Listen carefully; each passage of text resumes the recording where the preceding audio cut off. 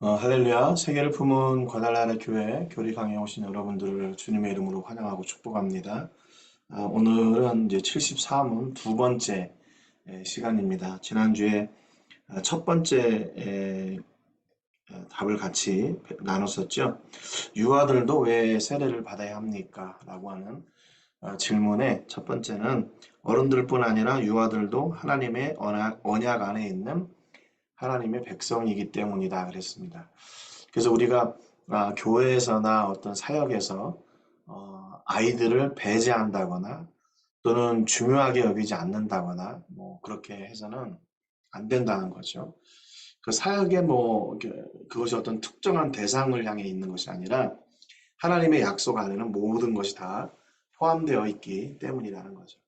오늘은 이제 두 번째, 유아들도 어른들 못지않게 그리스도의 피를 통한 용서와 믿음을 주시는 성령을 약속받았습니다.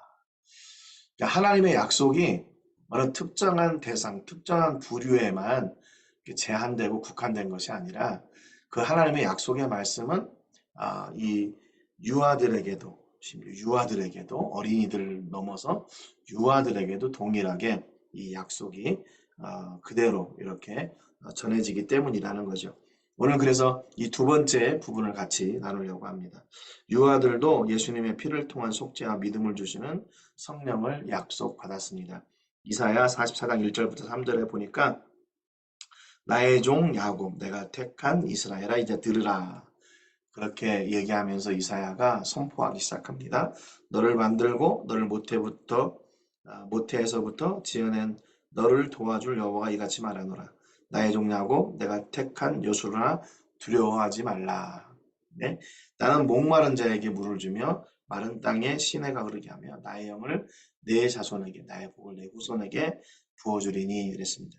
여기도 보면 동일하게 이 내 후손, 내 자손 이게 나오죠.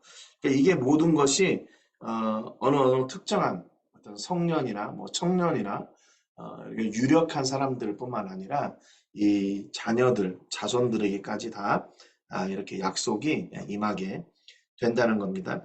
이사야 선지자를 통해 하나님이 말씀하실 때 하나님을 이렇게 자신을 이렇게 설명하시면서 말씀하셨어요. 그래서 하나님은 이스라엘을 좀 특별하게 부르시는데 뭐라고 부르시냐면 여기 나의 종 야곱, 내가 택한 이스라엘, 내가 택한 여수름 이렇게 부릅니다. 그러니까 어, 하나님은 이스라엘을 향하신 그런 각별한 마음, 그 사랑이 있는 거죠. 그래서 그 사랑을 그대로 표현하고 그렇게 불러주시는 거예요. 그래서 하나님을 뭐라고 표현하시냐면 나를 만드신, 너를 만드신 하나님이다. 그래서 그렇기 때문에 내가 너를 도와준다. 너를 만들고 모태에서부터 지어냈고 너를 도와준다. 그러니까 만드신 하나님이 뭐냐면 책임지신다는 거예요. 책임지신다. 그냥 만들고 그대로 내버려 두는 것이 아니라 그 만든 목적 그걸 따라서 어, 살아나갈 수 있도록 이렇게 도와주신다는 거죠. 그래서 하나님이 창조하신 뒤에 창조의 하나님은 지금도 섭리하시는 하나님이세요. 지금도 우리를 모두 이렇게 채워가시는 하나님이시라는 말이죠. 그래서 오늘 우리의 삶 속에서 이렇게 하나님의 약속하심, 그분의 섭리하심이 반드시 있다. 왜? 그분이 우리를 창조하셨기 때문에 우리를 책임지시는 하나님이시라는 거예요. 두 번째, 나를 택하신 하나님, 나의 편이 되어 주시는 거예요. 그래서 내가 택한 여수루나 그랬죠. 여수루는 성경에 총 4번이 언급되어 있는데 지명 또는 인명으로 보통 이스라엘을 가리킬 때 사용을 합니다. 그러니까 이스라엘에게만 사용하시는 특별한 용어예요. 특별한 단어. 어떻게 보면 애칭이라고 볼 수 있죠. 별명. 예. 하나님은 이렇게 이스라엘을 여수르나 불렀어요. 이 여수른이란 말의 뜻은 뭐냐면 올바른 자, 의로운 자라는 뜻이에요. 전에는 우리가 죄인 되었지만 우리가 하나님을 만나고 예수님을 만나고 나서 우리의 삶이 바뀐 거죠. 가치가 달라졌어요. 죄인에서 올바른 자, 의로운 자. 누구 때문에요? 예수님 때문에. 예수님 때문에 달라진 거예요. 다른 이유가 없어요. 예수님이 내 삶에 오셨고 예수님이 내 죄를 위해서 십자가에 죽으심으로 말미암아 내 죄가 정결하게 되었고 그분으로 말미암아 이렇게 올바른 자가 되었다. 의로운 자가 되었다는 거죠. 그래서 그렇기 때문에 하나님이 우리의 편이 되어 주시는 거예요. 그래서 욥을 사탄이 고소할 때 욥의 편이 되어 주셨던 분이 누구세요? 하나님이셨죠. 끝까지 하나님은 욥을 포기하지 않으시고 그를 변호하시고 그를 세우시고 함께 하시는 거죠.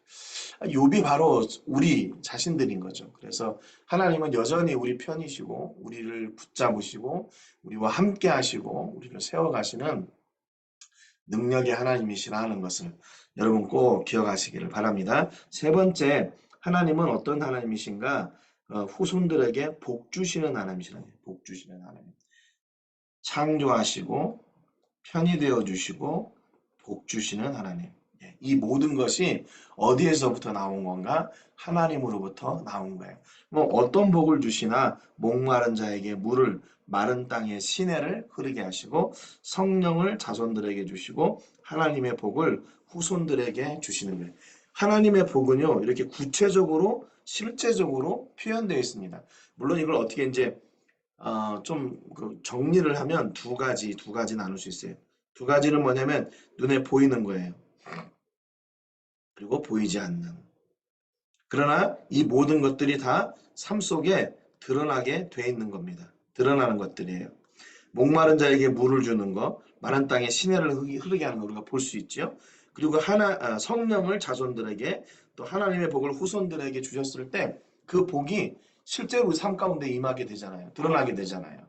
그러니까 그것이 하나님이 약속하신 복은요. 우리의 삶 가운데 반드시 드러나고 실행되어지고 실천되어지는 거예요. 명확한 복입니다. 그래서 하나님은 명확하게 자세하게 말씀하셨어요. 누구에게 주시나 이거를 후손들에게 주시겠다. 후손들, 자손들. 그러니까 이미 하나님은 하나님의 그 자손들에게 우리 그 하나님의 백성들의 후손들에게 이미 복을 주시려고 다 계획하시고 약속하셨어요. 그러니까 우리가 그 복을 누리고 그 복이 하나님으로부터 온 것을 믿을 때 더 놀라운 역사가 일어나게 됩니다. 여기 하나님은 후손들에게 복 주시겠다는 약속. 어떤 후손들이에요? 이스라엘, 여수론, 야곱의 후손들에게 이렇게 복 주시기로 이미 약속하셨죠. 그래서 자녀들은 하나님의 복 받은 대상이고 그렇기 때문에 하나님의 약속은 중요하고 그 대상은 우리 시대에만 제한되는 것이 아니라 우리 후손들, 우리의 자녀들까지도 유효하고 또 그 자녀들까지도 포함된 복이라는 겁니다. 그래서 이 복의 영역이 우리에서 끝나는 것이 아니라 우리의 후손들, 자손들에게까지도 임하게 되는 거예요. 자손들에게까지. 그래서 여러분의 자손들이 복 받는 것은 여러분을 통로로 해서 복 받게 되는 거예요. 우리는 어떤 통로인가? 우리의 자녀들이 복 받는 통로. 누구의 복이요? 하나님의 복을.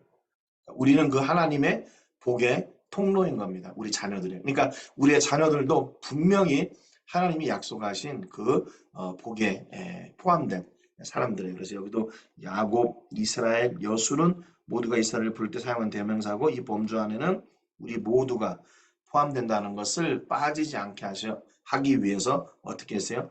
거듭 언급하셨어요. 거듭.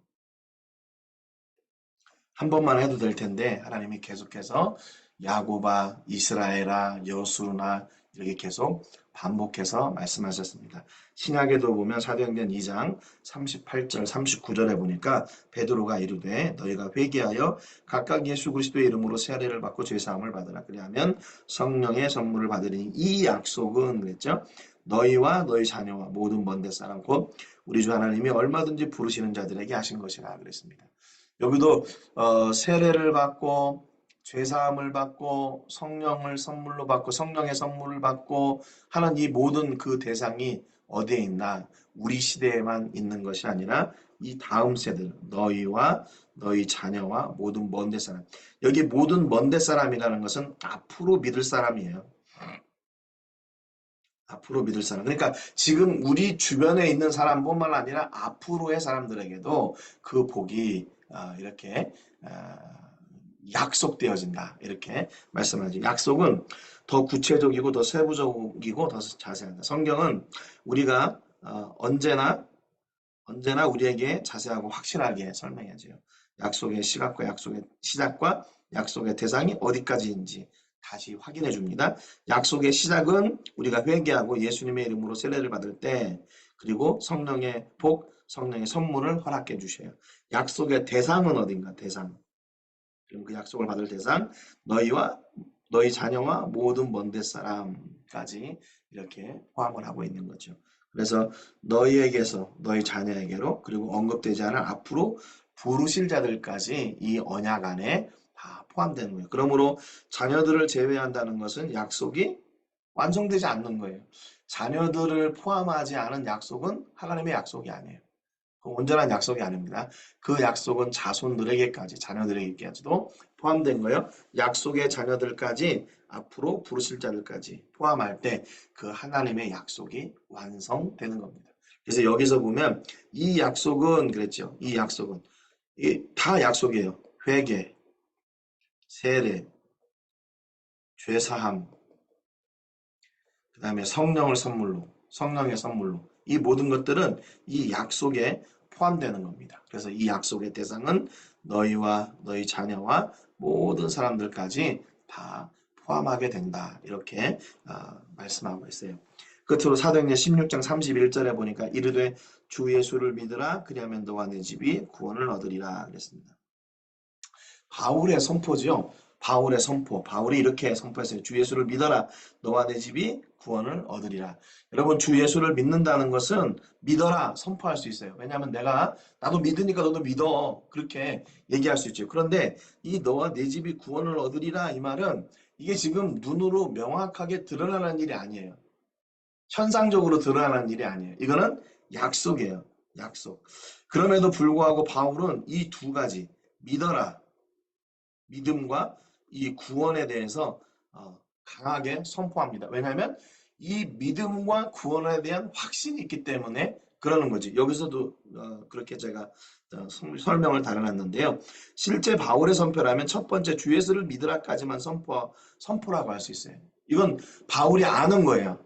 경험한 거고. 그런데 이 구원 얻은 것은 바울이 확신할 수 없기 때문이다. 왜냐하면 여기 구원 얻는 것에 대해서 구원 얻는 거지. 이거는 왜 그래요? 미래형이기 때문에 그래요. 미래형. 여기 영어 성경들 보면 you will be saved 그랬거든요. You shall be saved. You will be saved. You and your family will be saved. 여기도 보면 여기 you에 포함되는 것이 you and your household라고 되어 있죠. 그러니까 여기 이제 내 집이 구원 얻는다라는 말은 이 집이라는 말은 겉으로 드러나는 하우스가 아니라 여기 집 그 오이코스라고 하는 단어가 있는데요. 오이코스. 거처, 자리, 회중 그 안에 있는 사람들까지 다 포함하는 거예요. 근데 여기서 구체적으로 얘기한다면 사람들을 얘기하겠죠. 구원 얻는 거니까요. 그래서 이 구원을 얻는 것은 그 집 안에 있는 모든 사람들. 그러니까 집 안에 있는 모든 사람들인데 아기들이 빠지나요? 또 어린이들은 소외되는 거예요? 그 집안의 사람들에게 포함되지 않는 건가요? 그렇지 않다는 거예요. 이게 다 포함되는 거예요. 그래서 하나님의 약속하신 그 구원은 그 집안에 있는 모든 사람들에게까지 다 이렇게 유효하다는 겁니다. 그래서 이것이 비록 미래형으로 되어 있지만 이것은 믿음의 결과로 보는 거예요. 믿음의 결과. 앞에서 믿어라 그랬으니까 그 결과로 구원을 얻게 될 것이다. 이것은 바울이 믿음으로 선포하고 고백하는 거죠. 미래의 일인데 어떻게 알아요? 근데 그것을 얻으라. 너와 내 집이 구원을 얻어라. 선포한 것은 그 하나님의 약속에 근거해서 선포한 겁니다. 오늘 이 하나님께서 주신 약속의 말씀들이 여러분의 삶 가운데 넘치시기를 주님의 이름으로 축복합니다. 특별히 여러분의 집 안에 여기 집은 아까도 말씀드렸듯이 우리 아기들, 자녀들까지 모두 포함한 거예요. 모두 포함한 거. 포함하지 않았다가 아니라 다 포함한 겁니다. 그래서 이 모든 그 복이 여러분의 가정에 늘 함께 하시기를 주님의 이름으로 축복합니다. 그래서 여러분, 가정의 복은 어른들만 받는 게 아니에요. 자녀들까지도 포함되고 교회도 마찬가지고 사역도 마찬가지고 이 자녀들을 통해서 하늘에 놀라운 일들이 이루어지게 되는 겁니다.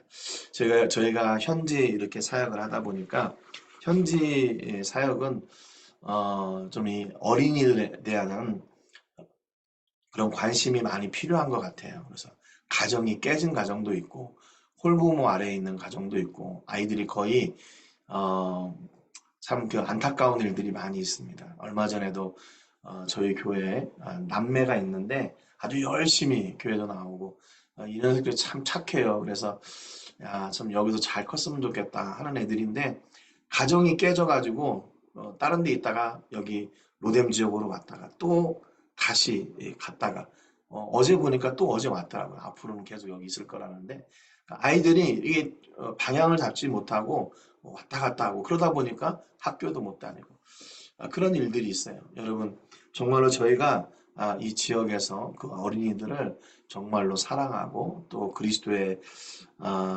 사랑으로 품고 그들을 섬기고 그들을 세워나가는 그런 귀한 일들을 온전히 감당할 수 있도록 여러분 기도해 주시기 바랍니다.